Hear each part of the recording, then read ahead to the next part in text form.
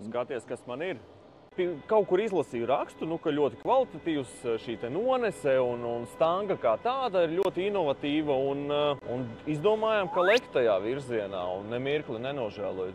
Viens no labākajiem pirkumiem vai investīcijām viennozīmīgi. Bet pa lielam ņemot, tā svarīgākā ierīce ir stanga. Viennozīmīgi. Tev ir tikai stanga, un kas viņiem ir, laikam kādam vēl var dabūt, bet šī 25 cm atstatums plus 4 sprauslu kombinācija, tas nozīmē, tev ir liels diapazons.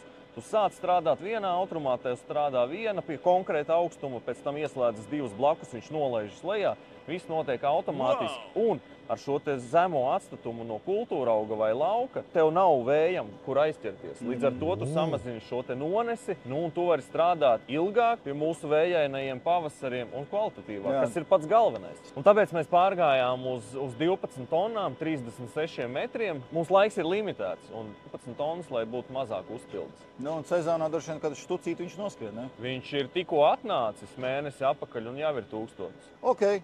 Zini kā, par cik investīcija ir liela, tad tas mans laikam tāds etalons ir jāiet ālīm.